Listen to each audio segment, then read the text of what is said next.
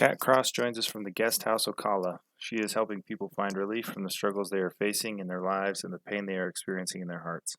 She's passionate about supporting the mental health industry and pushing all to provide better treatment in an ethical and compassionate manner. Enjoy. Welcome to the Illuminate Recovery podcast. We shed light on mental health issues, mental illness, and addiction recovery. Ways to cope, manage, and inspire. Beyond the self-care we will discuss, you may need the help of a licensed professional. My name's Kurt Nider. I'm a husband, a father, entrepreneur, a handyman, and a student of life. I avoid conflict, I deflect with humor, and I'm fascinated by the human experience. And I'm Shelley Mangum. I am a clinical mental health counselor, and my favorite role of all times is grandma. I am a seeker of truth, and I feel like life should be approached with tremendous curiosity. I ask the dumb questions. I fill in the gaps. The Illuminate Recovery podcast is brought to you by Illuminate Billing Advocates. Make billing and collection simple with leader in substance abuse and mental health billing services. Verification and analysis of benefits, pre-authorizations, utilization management, accurate claim submission and management, denial and appeal management, and industry-leading reporting. Improve your practice's cash flow and your ability to help your clients with Illuminate Billing Advocates. Kurt and I are talking with Kat Cross today. Kat is a creator of possibilities at the Guest House Ocala. Kat has a desire to help people find relief from the struggles they face in their lives and the pain they experience in their hearts. She believes in collaboration versus competition. Personal integrity and professional ethics are vital in the well-being of ourselves and this industry. Kat believes that we as professionals have a responsibility to ensure the people who are seeking treatment are treated as if they were our own family members and are guided in an ethical and compassionate manner. It is her duty and honor to positively contribute to the mental health and addiction field. Kat, thanks for being with us today. Thanks for having me. It's great to be here. I was just reading your intro, and as I was reading that, I'm just, everything that it speaks about really speaks about that integrity level, and it also kind of speaks indirectly about some of the unethical practices that have gone on in our industry. Sure.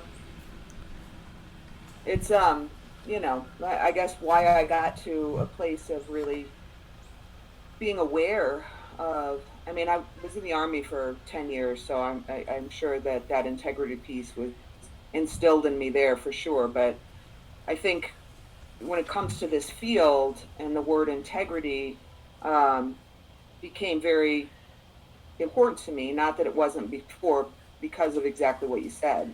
There is, I think, a lot of people enter into this field because of their woundedness and, really have good intentions of wanting to help people. A lot of people, I think the majority, but because of that, I believe there's a lot of people who take advantage of that and, have really figured out a way to monopolize on people suffering.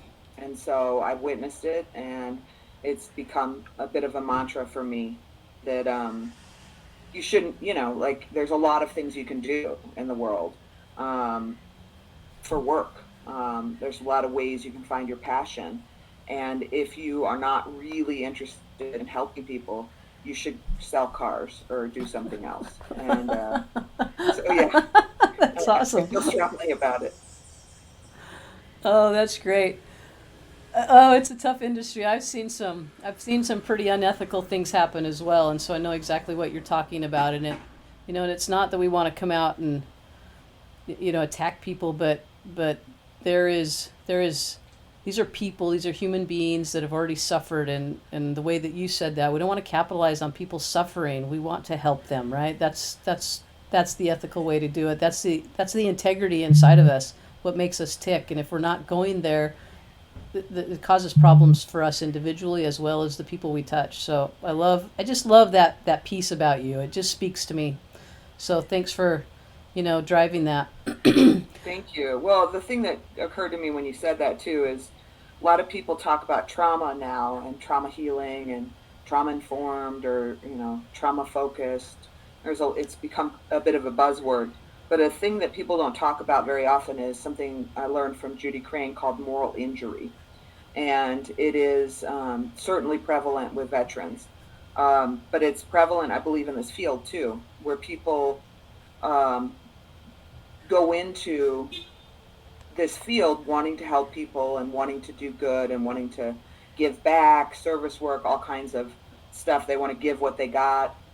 And so when they get led astray or um, replace their coping mechanism with, their motivation to be more about money or power or those kind of things, it can create some real moral injury. So part of the reason why the unethical in this field really bother me is because not only is it damaging the people we're trying to serve, it's also damaging the professionals who are,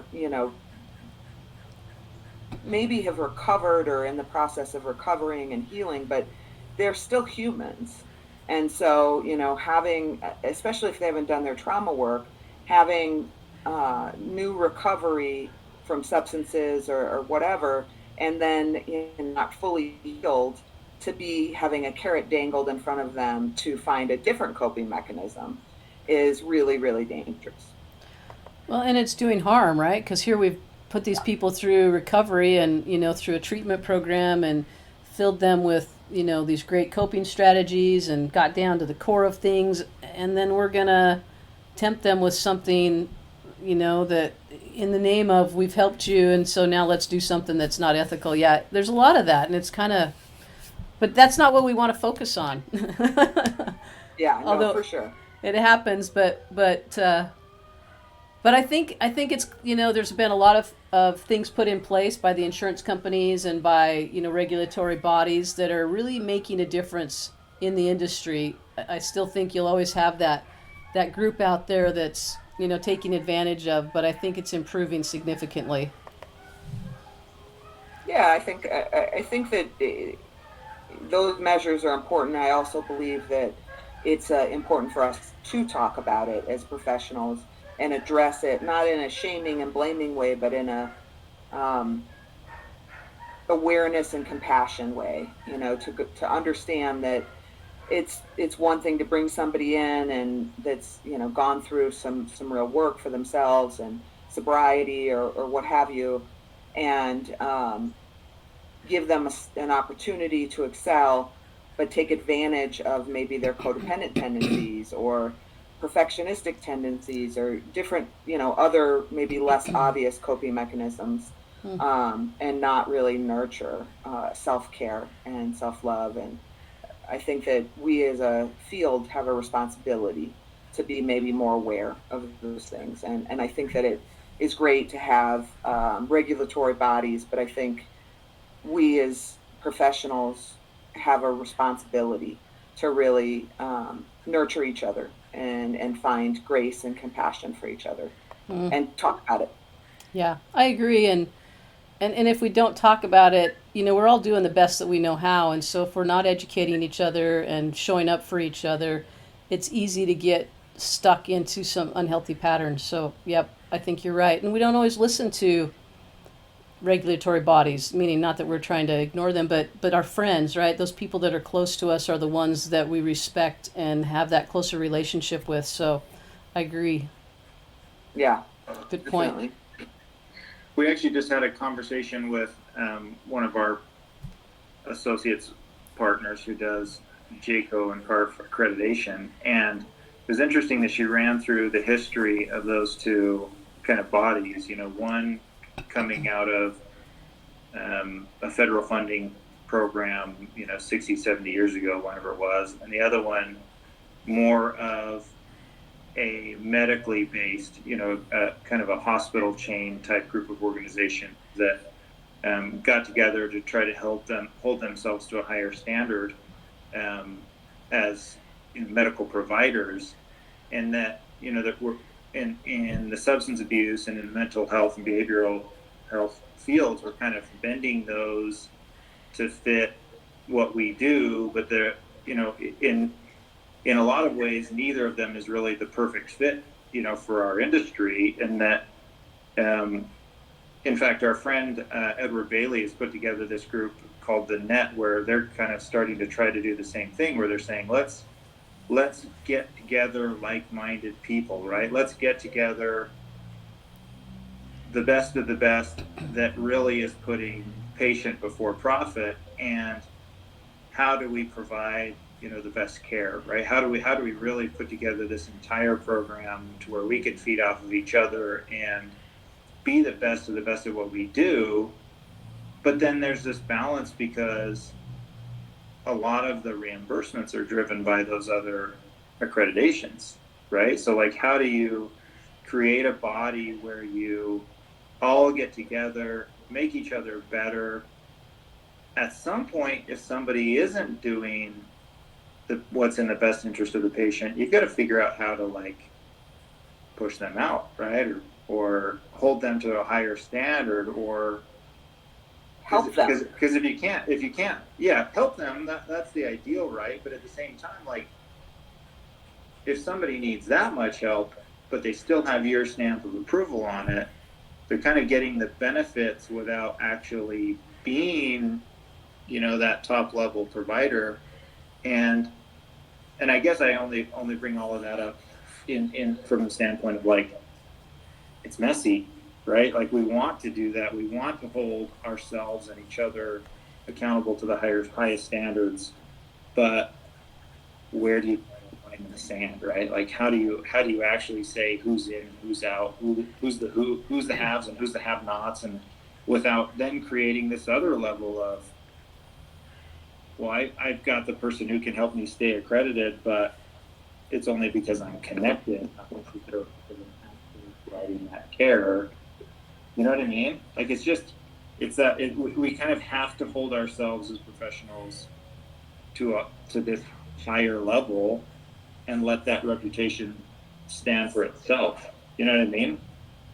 I do. I agree with you that it's tricky and can be messy, but one of the things that I've also learned that's always astounded me in this field, particularly with a high concentration. I used to work at an young adult treatment center, and for young men, and so that was sort of my entry into the addiction world. I'm not really. I didn't. I did have experience, but I wasn't fully aware. I didn't grow up with like a father or mother in recovery, and I'm not personally in recovery for substance abuse.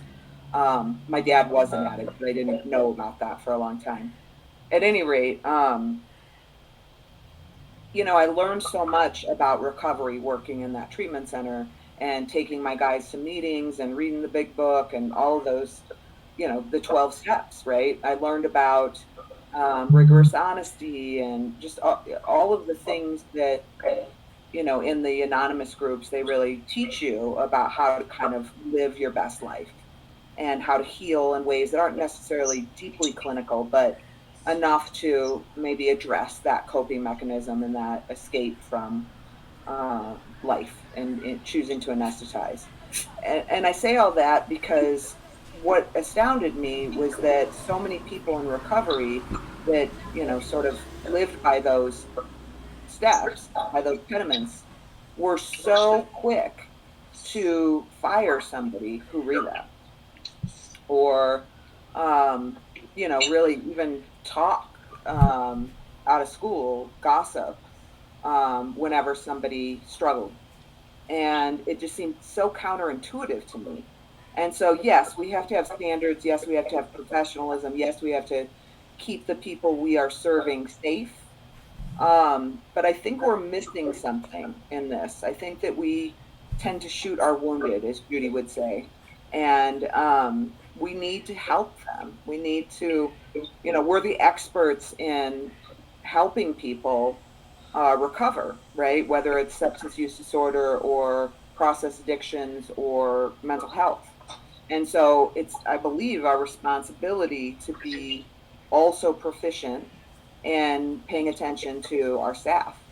and our colleagues, and to, instead of be quick to, you know, fire somebody or cast them out, to see that as a red flag and be like, oh, something is not okay here, particularly in the environment that we live in, you know. And you talked about medical versus behavioral health, and something that's been really sort of screaming at me lately is that there is no such thing as mental health.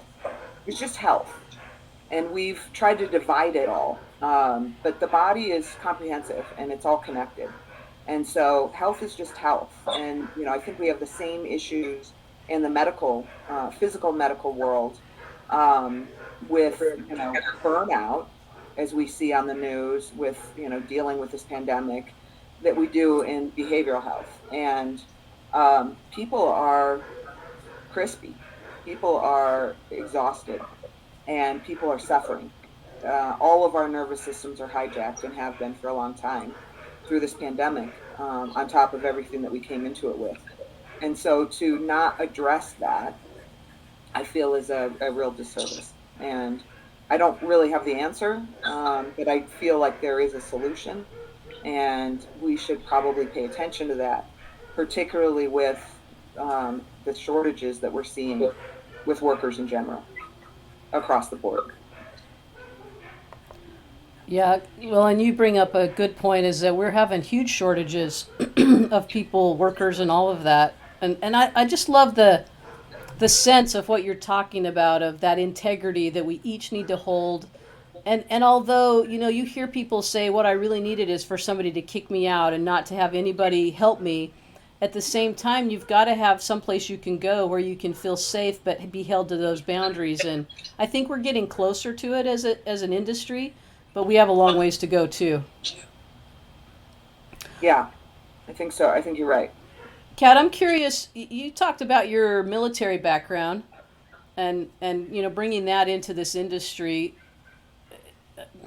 I think about military, and I don't know. I mean, I'm not. I don't have a lot of military background per se, but it seems as though military tends to have that traumatizing piece to it. You know, you've got to be hardened and willing to kill and be able to protect, and some of those pieces. That's. I mean, I'm just thinking out loud. You know, as you talk about that, what that represents in my mind. Does that play a role? And we have so many military. We actually did a podcast with a couple of first responders yesterday, and Woody and Chris, and with the brothers in healing, and it was incredible to talk about some of the same things you talk about, the supporting each other and standing up for each other and making sure that we're being taken care of after traumatic pieces.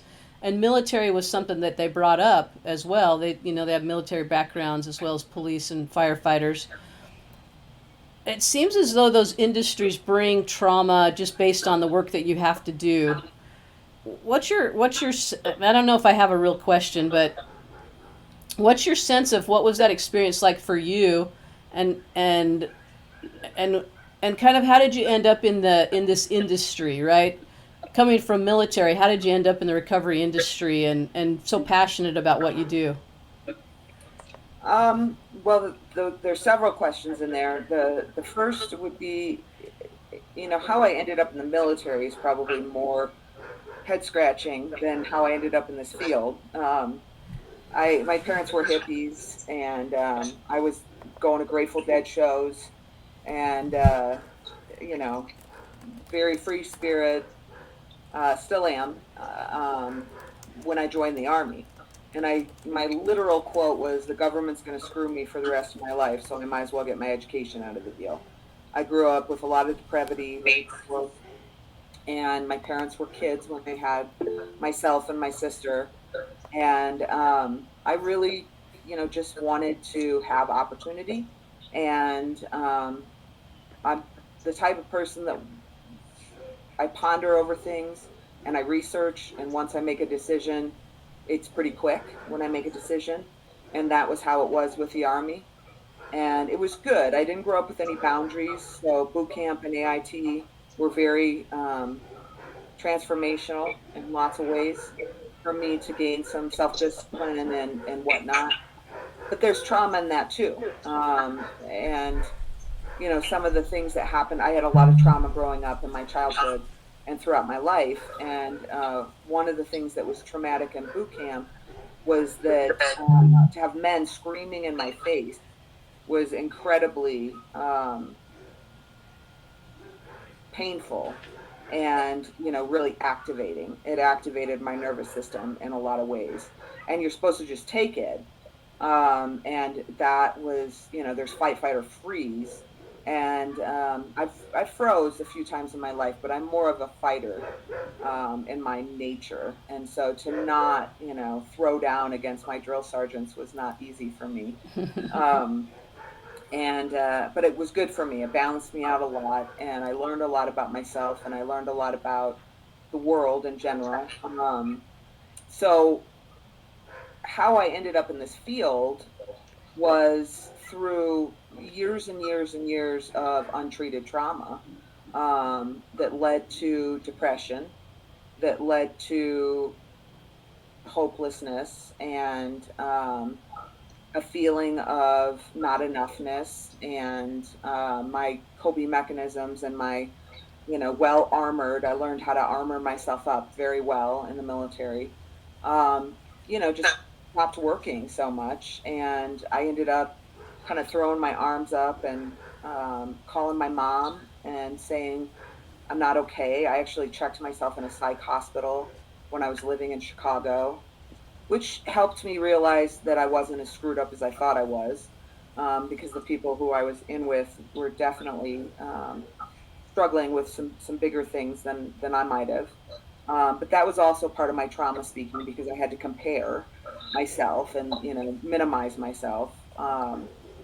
At any rate, I asked my mom for help, and I ended up living with my mother um, at nearly 30 years old, which didn't feel great. I loved her very much, and in retrospect, it was quite a blessing, because she's no longer with us.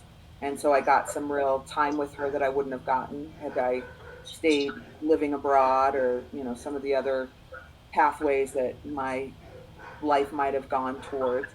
Um, and it led me to a happenstance, sick and tired of being sick and tired of being broke. Was going to go back to school and get my master's in psychology or political science. I was interested in working with refugees.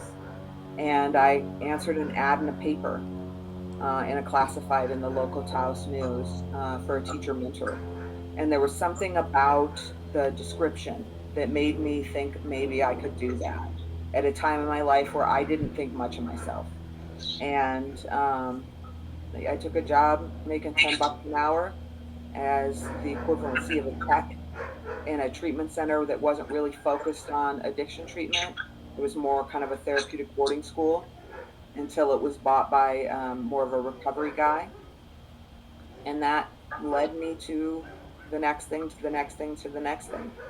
And I found my passion, and I found my calling. And it was not any direct route at all. Hmm. It's interesting. It's almost like it was meant to be. You talked about checking yourself into a psychiatric hospital to get the help that you needed. What, like that's not an easy thing to do. It had to have been pretty bad to get you to that point. What allowed you to make that decision, and who helped you with that? I would say victimization would have been, the real driving force. But yeah, I was incredibly victimized. I'd been depressed for a couple years. I had let myself, just to back up, the depression for me, in retrospect, was incredibly necessary. The way that I coped with my trauma history was to be a perfectionist, to be an overachiever, to be incredibly codependent, and have my worth be very much wrapped up in other people's perspective of myself, needing external validation, um, doing stuff for everybody at my expense, depleting myself completely. And so that period of depression, which lasted about 3 years total, was a time for me to rest. And I didn't allow myself permission to do so, and nor would I given myself permission to do so. But I was so low that that was like the only option was to rest. And I just got to a place where I went through a divorce. I, left a job. I kept thinking everything was outside of myself. If I lived overseas, and so it was like I missed my life. I missed my identity with the military. I missed my friends from college. I missed America. I missed, whatever it was. And so, I was unhappy in my marriage. So it was like, well, if I get divorced, that'll fix it. First it was leave, move back to the States and that would fix it. Leave the job, that'll fix it. So it was all this stuff. And I finally whittled myself down to just me and my roommate who was really getting tired of me.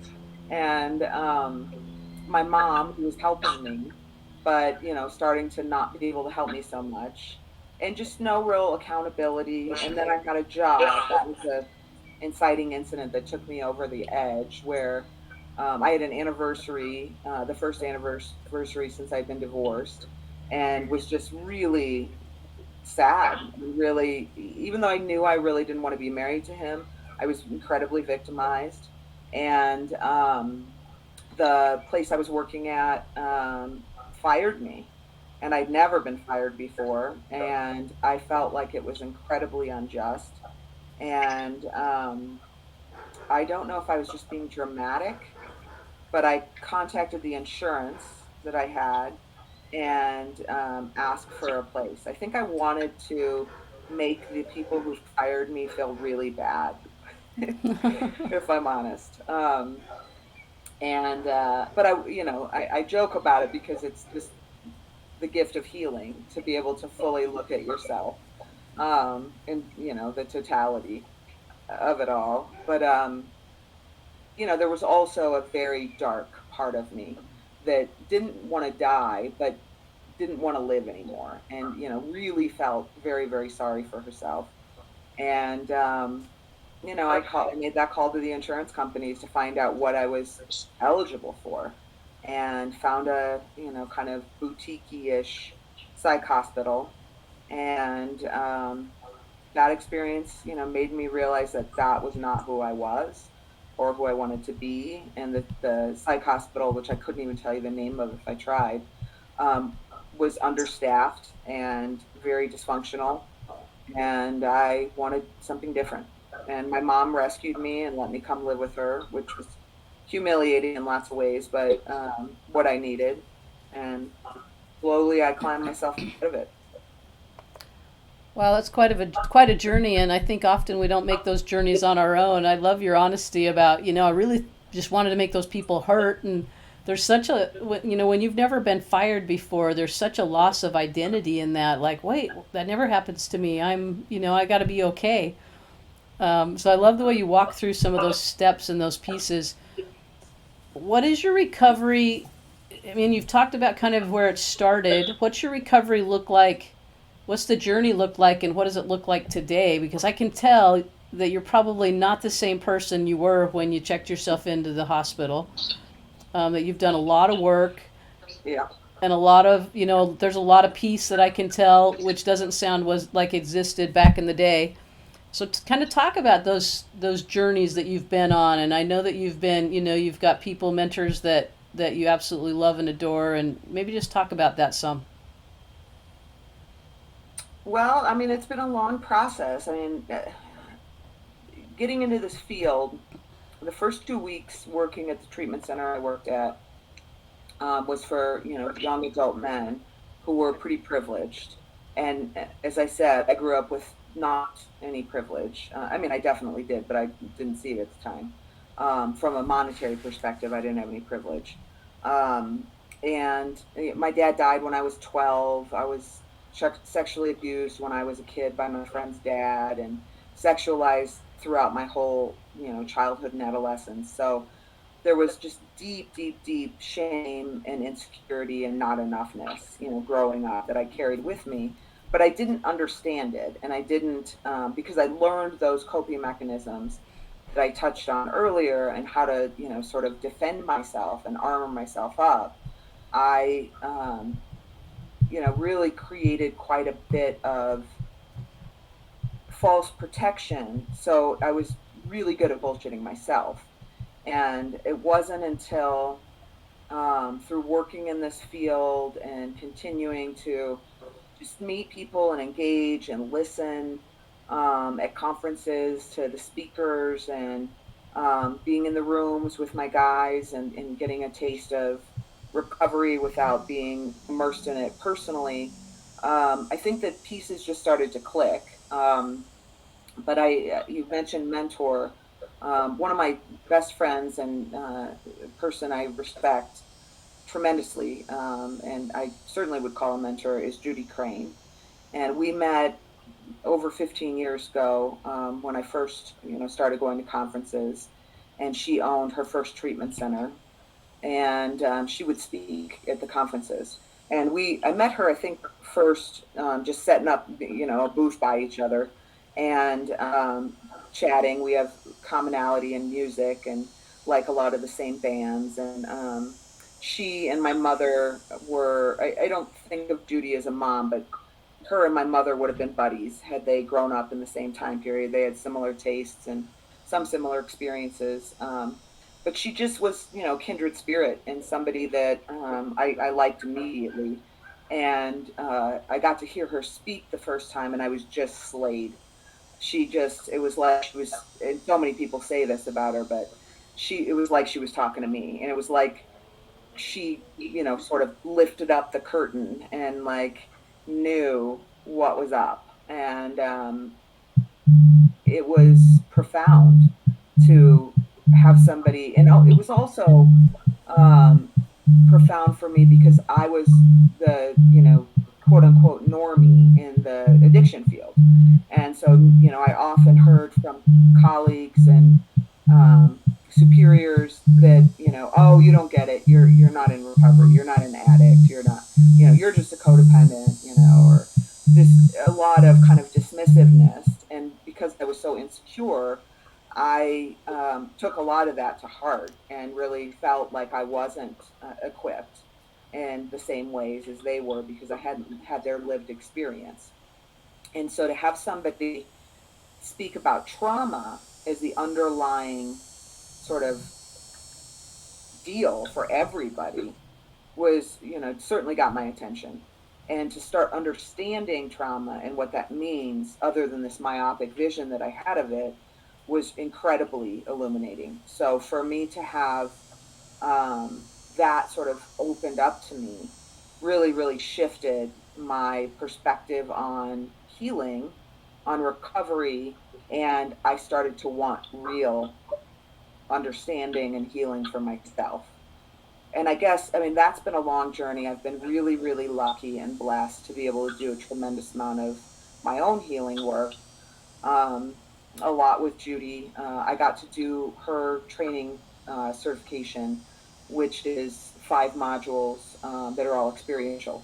So not only does she teach you how to treat trauma, you get to do your own work. You learn by doing. So you get to heal through that process. And I was able to it just changed my life. But to surmise it, I could talk about it for hours. To surmise it, I would say what I gained through all of the trauma work that I've done, but particularly through those modules, is I figured out who I am for real. I figured out how to trust myself, which was really tricky for me because I had, and I don't think I'm special. I think this is the case for everybody. Um, all the different quote unquote bad things that had happened to me throughout my life, I blame myself for. So clearly I was not trustworthy. I couldn't pick people. I couldn't, I was a fool to think that I could trust this guy or this boss or, whatever, because everything was always outside of myself. And I might have blamed others for my misfortune. And, I was a victim for sure at times, but I couldn't my ego couldn't handle, really diving in too far, to find my own piece of it, or my own power, more importantly. Um, and the other thing that I learned was, how to love myself, and the value that I have as a human, regardless of what I do for a living, regardless of what size jeans I wear, how old I am, how what letters I have or don't have next to my name, um, who I surround myself with, all of these external things. Um, and I guess the greatest gift is that I really don't require external validation anymore. It's much more important to me to have internal validation. And yeah, that's kind of the nutshell of it. Well, you talk about, figuring out who you really are at the core and learning to love yourself and love who you are. And you kind of talked about some of those things that it's not, but, and it's easy to say I figured it out, but can you quantify what that really looks like and how it felt different than before? Well, I mean, it's difficult to quantify, I guess, but to me, it just happens in everyday life. The biggest teacher, I think, and realization of the healing work that I've done is through motherhood. And, recognizing, first of all, being able to identify what was painful to me and what felt less than nurturing, in my life, to be able to not create that same cycle for my daughter.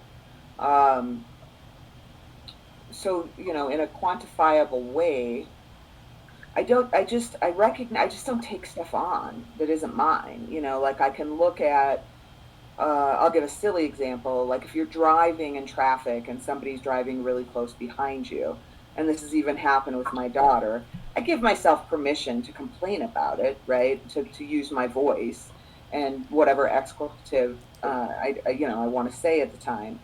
But oftentimes, pretty quickly in my mind, I laugh and I think, "Will you do that?" Like that's not about you. Like almost nothing is. And so to be able to, really be able to not have the autopilot of what the blah, blah, blah, blah, blah, why is that guy, F you and this and that, like we have no idea what's going on with that guy. He could be on a cell phone, which I could judge, or I could take my own inventory about. I could, assume that, I could be paranoid and think that he's trying to hurt me in some way, or I could look at the reality that, who knows, anything could be going on with that person. He could have dropped his coffee in his lap. Like, there's a million things that have nothing to do with me, and most things don't. And to be able to recognize that and just go like, wait, what am I working myself up about? Um, and I think it happens in relationships, and I brought up my daughter, I passed that on. Like she'll say, why is that guy driving so close to us? And I'm like, who knows, honey? It's not about us. Well, aren't you upset about it? No, not really. Like I could be, but I have to look at myself. Mommy does that to people sometimes too. I've got my head up in the clouds thinking about something else, not paying attention, on autopilot, like I'm human. And that's the other piece too, is just really being able to give myself grace for just being a human, and not expecting myself to be perfect, not expecting myself to be anything different than a human, and not feeling shame about being a human, not feeling shame about being imperfect. Like there's tremendous peace in that. And I'm really happy to teach that to my daughter too, to not perpetuate that cycle, and not to just take on other people's stuff, and to have empathy and compassion for them when it's appropriate, and to have empathy and compassion for myself in that same vein. Like, yeah, you're being kind of a jerk to me right now, and that I'm sure there's something going on with you, and I may have the capacity to inquire about that, or I may just walk away and just give myself the love of. Hmm. being treated poorly by somebody else and not making it about me.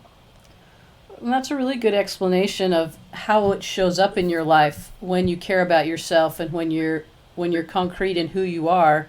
It allows you to be imperfect, which you talked about, which is so important. We're so busy trying to be the ideal and that perfectionistic thing that that's out there now, and trying to realize we're just human and we're all trying to do the best we can. And when we can be kind to ourselves and recognize that we still have value, our value didn't change because we made a mistake, then we can be kind and then show up in the next minute in a better place than if we're beating ourselves up all the time. So I love the way you kind of went with that. It was very powerful. Well, and the other piece, thank you for that. And the other piece I think is, in the accountability too. Like when you are allow yourself to be imperfect, you can repair without hiding. So when you do show up, which I do because I'm a human, impatient or irritable or stressed or tired, and I see this with my daughter all the time, where she's 8 and she's got a lot of energy, and I don't always have the capacity for it. I'm not always good at play. I'm not, like I'm not great at everything, and I'm able to catch myself if I raise my voice or if I, have seen that I've hurt her feelings, and just say, "Oh, honey, this is not about you. Mommy is just stressed right now. Mommy is tired. Yes, you were trying to annoy me and you succeeded, but you're perfect. There's nothing, wrong with you just being an energetic 8-year-old. Like this is what you're supposed to do. You're just supposed to learn right now, and it's okay. You're not bad. You're not stupid. Mommy's just stressed out right now and doesn't have the energy to play with you right now. But that's not your fault. So don't take it on." And Mm. I have the language now that I know my parents didn't have. And I still make mistakes and I'm not a perfect mom, and I don't mean that, but there's no such thing, right? But I just mean that, like, my brain is conditioned now to not automatically be that little girl that goes into shame and want to hide from owning my humanness. I don't know if that makes sense, but It makes sense to me, and those who have experienced exactly what you're talking about, it'll make sense to them, and those who don't get it just need to do more work, right? Because you got to get to that place where you do get it. It's a happy place, and I love the way you talk about your relationship with your daughter. I can't think of anything harder or more, I'll say healing, but challenging to be a parent, right? Is because everything that you do gets reflected right back to you from your kids, and you can see those behaviors, and you can start to address those and go, oh, I want to show up differently, or how come I was upset today, but I wasn't yesterday, and it really requires, or at least wise, if if you're trying to do it better and show up better, it really requires that extra effort to look deeper, because boy, kids they just know how to push those buttons. It's like they come that way, right? well, they do, but I mean, I think the biggest thing that we are as parents are, models for the kids to, kind of try to emulate. And one of the things that I don't know where I learned it initially or what, but that I am grateful that I've learned is I get to pass on that too. Like I get to pass on the humanness so that she doesn't expect that she needs to be perfect either. So when I don't show up as my best self, I can point it out to her and say, honey, I don't expect you to show up perfect either. Like I'm role modeling this too. I'm role modeling imperfection. I'm role modeling possibility. I'm role modeling evolution. Like it isn't just about how to, properly fold your clothes or how to, clean yourself properly or whatever. Like, and she's smart, so she's going to give me a run for my money because she will throw it right back at me, like you said. And I don't even think she means to. She's just so aware of everything I do, that she listens. And so she'll say, well, Mom, you said I don't have to be perfect. And I'm like, you're absolutely correct. You don't. and I would like you to refold those pants or whatever. Right, but you don't You get to know, it's choose to be imperfect on purpose. like I'm also trying to role model for you not to be a procrastinator or to be lazy. So, it's just finding the balance and recognizing that just because we're the parent or the adult doesn't mean that we have all the answers or that we figured it all out yet or that we're healed. I think that healing is a lifelong process, and I'm incredibly grateful for the amount of work I've been, had the opportunity to do, and I'm incredibly proud of myself for having the courage to do it. But I don't think that it's a completion, task. Yeah, I don't think we're ever completed because we're not done yet, right? We're still working on the finished product. Yeah. Um, what I hear you talk about, I think about generational healing and some of those generational wounds that have been there just because that's the culture, that's the way it was, that's the way it just happened to be that way, or that's the way we experienced life. And I hear your ability to change some of those experiences that you've had and some of the environments that you grew up in for your daughter, and make it, and heal some of those generational wounds. Do you Yeah, you got to stop the cycle. I mean, intergenerational trauma is real. And Yeah. it's, just, it's not just like a esoteric, um, philosophical, psychological construct. Like, trauma lives on the cellular level in your body. Like, it literally gets passed down on the cellular level.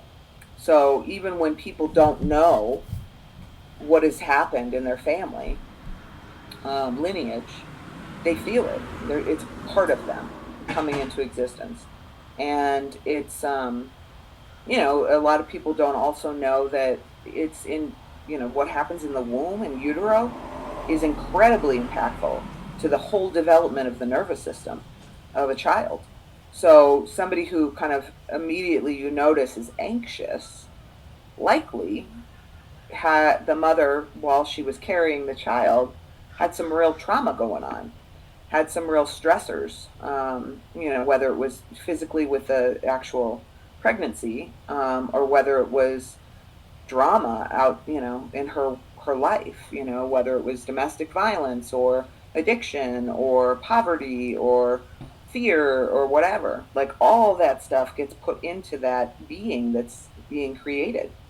And it takes some real rewiring.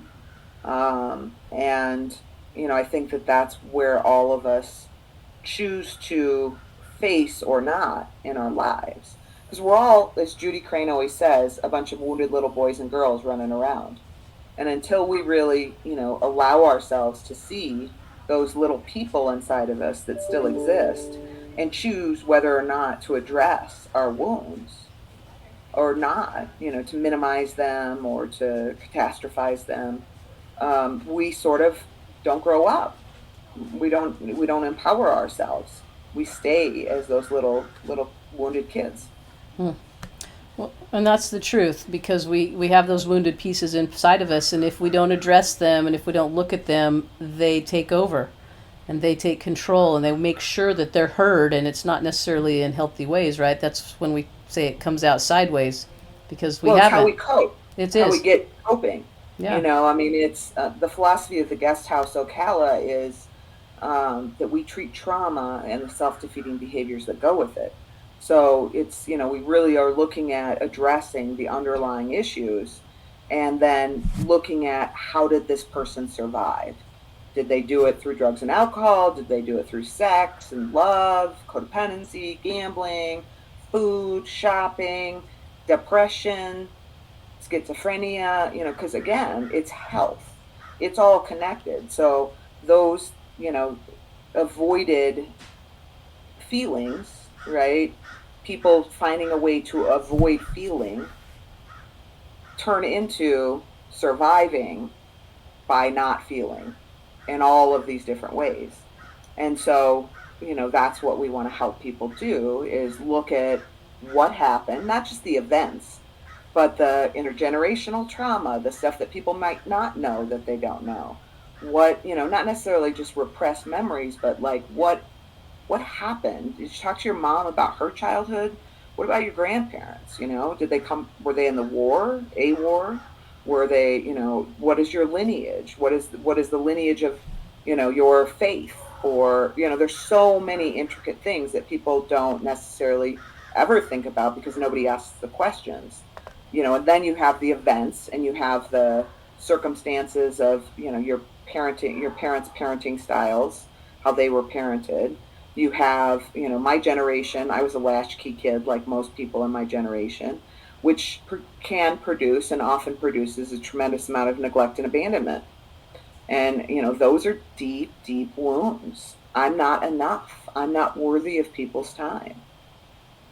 And, unraveling that stuff and then looking at how did you survive and taking the stigma out of those coping skills rather than blaming and shaming somebody because they're a drug addict or they're a sex addict or they're a bulimic or they're a depressive or anxious person, and going, why?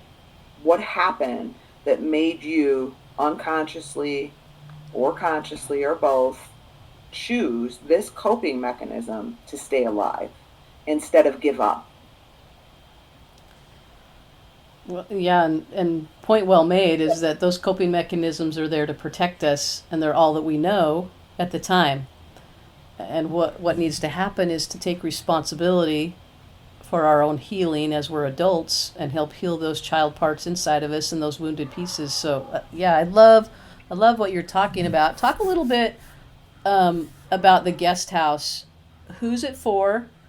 You've talked about some of the things that you do there, but who's it for? Are you specifically addressing addiction, or are there other populations that you're serving there? Yeah, the Guest House Ocala is a really special place. It's located in Central Florida in a town called, it's technically Silver Springs, but Ocala is like horse country, really popular place for people who love horses and everything to do with equestrian. It's actually a real up and coming place too, but it's just it's duly licensed. They have both a mental health license and a substance abuse license. So we're really comprehensive. We treat trauma and the self-defeating behaviors that go with it. So it's unlike a lot of places.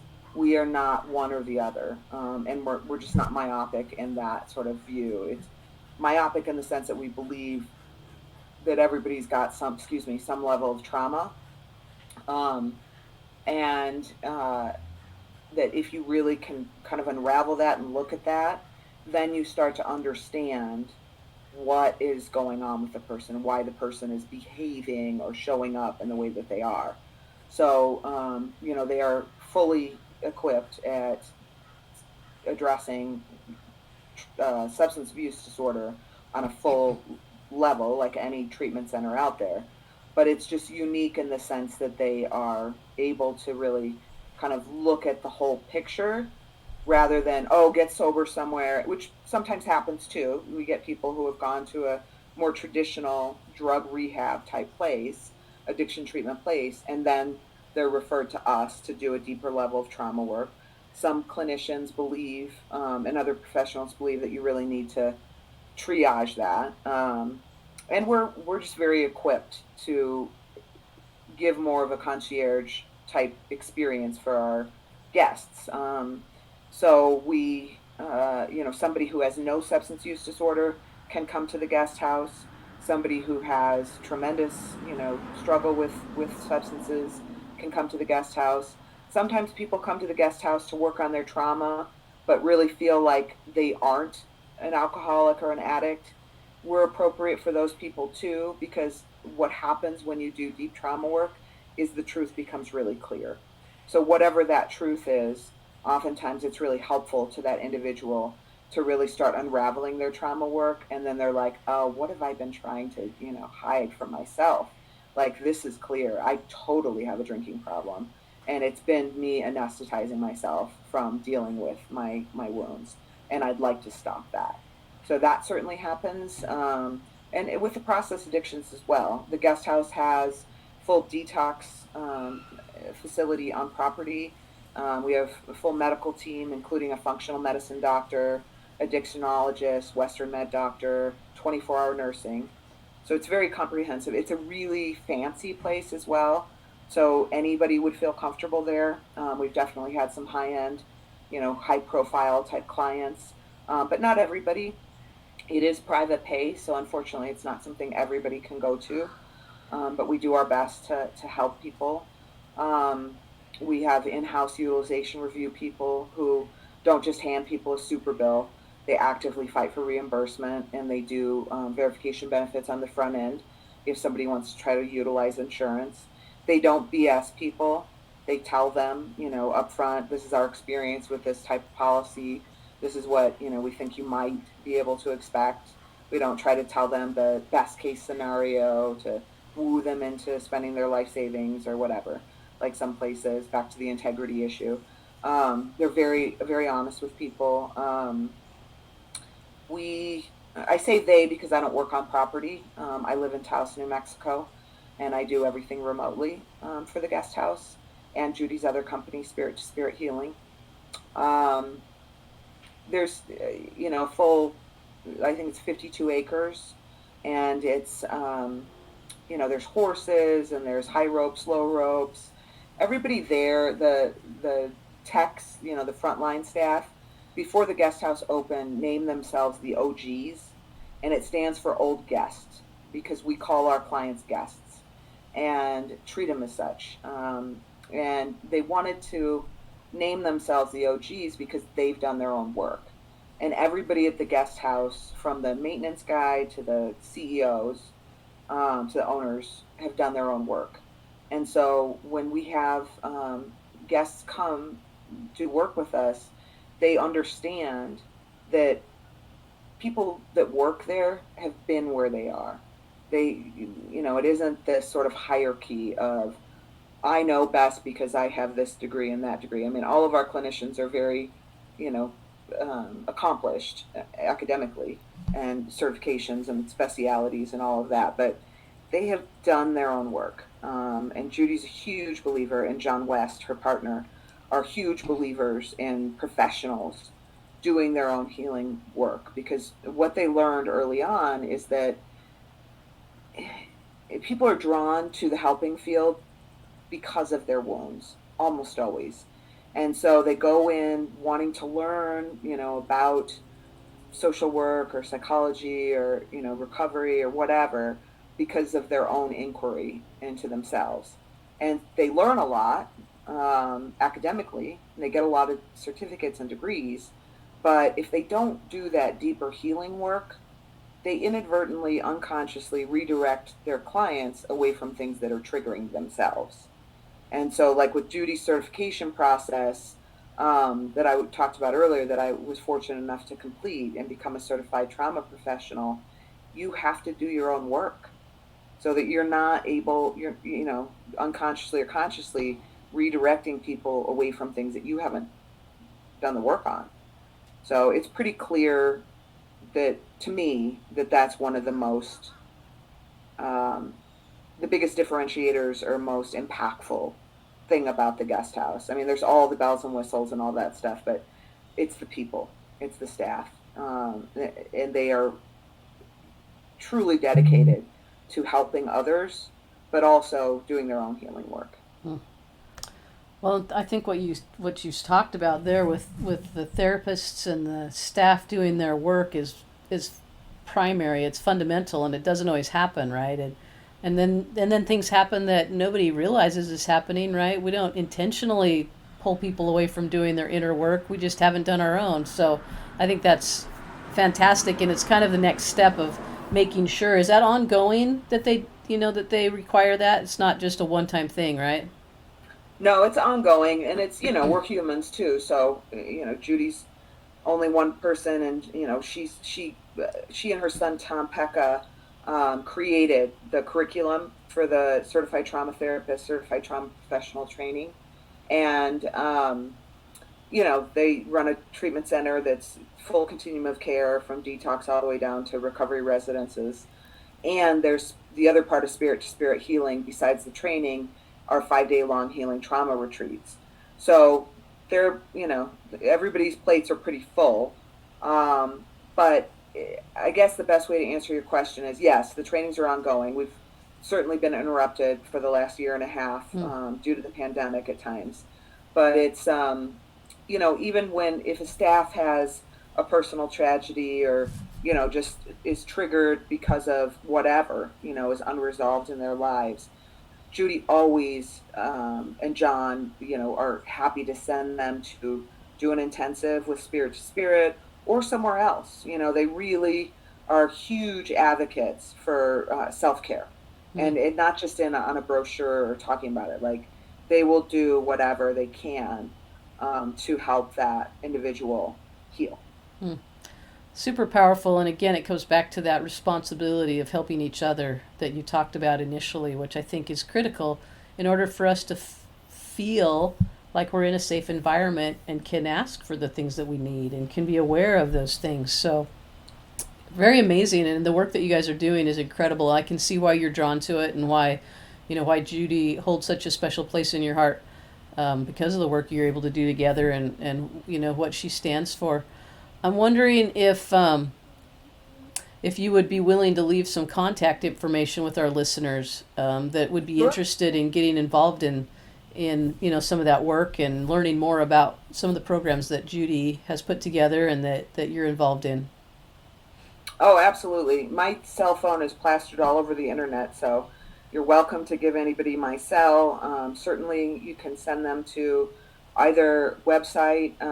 The Guest House website has spirit to spirit healing information on it as well. Not the training so much as the intensives, but that is www.theguesthouseocala, which is OCALA.com.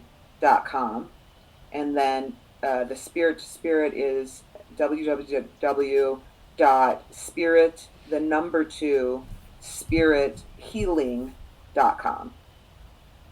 And I have several email addresses, but I guess the easiest one is cat, spelled with a K, at S is in spirit, the number two, S is in spirit, trauma.com. Hmm. I appreciate you sharing that, and I'm sure that people will reach out, especially because you've provided, those programs provide services not just for people that are in recovery or dealing with mental health, but also professionals, right? You've got some resources there for professionals, and pretty much every realm, and I think that's an important distinction to make is that not everybody does that. So, it's interesting, and it's we're in a healing and improving industry. So when you have those kind of resources, it's good to put that out there. Kat, I absolutely appreciate Yeah. you being on with us today. Oh, I appreciate it too. I just wanted, you made me think of something. One thing too, I think a big testament, two things, to the guest house, and part of the reason why I'm so proud to work with them is, well, number one, I've sent two of my best friends there. So I literally have sent my family, friends who are family. And number two, I think it just flew out of my brain. What did I want to? Oh, professionals. We get a lot of professionals, who have had long-term recovery, but never got a chance to do their trauma work that come to the guest house and spend a month or so with us. Our programs are designed around 90 days. That the entire program is sort of the philosophy of it was created around a 90-day stay, but it's not a hard and fast. Another thing that we do that I think is really special is we have created during the pandemic these week-long private intensives that are kind of like a mini guest house. They're certainly not cheap. They give you a companion, 24-hour companion. You stay at a very nice condo, and you have a private trauma therapist, and then all the kind of little experiential therapies. And it goes on a week to week basis. So it's just for an individual, and it's a real private experience for somebody who's scared to do group work, or, like we talked about with a professional who just needs to come and do some deep trauma work. And they can do it, for a week or a couple weeks or whatever. And we only do one person at a time, but they get to experience our master breath worker. They get to, it's really pretty amazing. So that's a kind of a new thing that we're doing, and not something that we've really advertised much. We haven't created marketing material on or whatever, but it's really we just saw a need and filled it. So that is something that I hope we continue, because it's definitely been received very well, and I think there's a real need for it. Oh yeah, I imagine. Absolutely. And to have the private nature of it, and to have that experience with a one-on-one, that would be huge. And I think that would speak to professionals a lot, significantly, because that's kind of I would imagine, I mean, group work is important, but I imagine there's a lot of professionals that they want to get, down to the nitty gritty and figure out what's going on and improve their lives. And I think that would be a great environment to do that. Well, it also can be a conduit. It can be nice for somebody who really, because we're big believers in group work, but for somebody who feels like they can't do it, they're scared of their privacy, or they're scared of, they've had a bad experience or whatever. For what we've seen is a lot of times people who think they only need a week or any of those reasons come in and do that deep work. And again, that clarity comes up, and they're like, yeah, I don't know what I was thinking. Like, I need to do this, and I need to be around some people that I can relate to and whatnot. So it's served a lot of different epiphanies, if you will. Yeah. Yeah. That's fantastic. I just appreciate the work that that you guys do, and again, for your time of being on and sharing this information and putting it out there, and just, holding that higher level of integrity, and our responsibility to our peers and the people we work with and the people we serve. So kudos. Thank you so much for being on. Thank you for having me, both of you. I appreciate thanks, it. Thanks, Kat.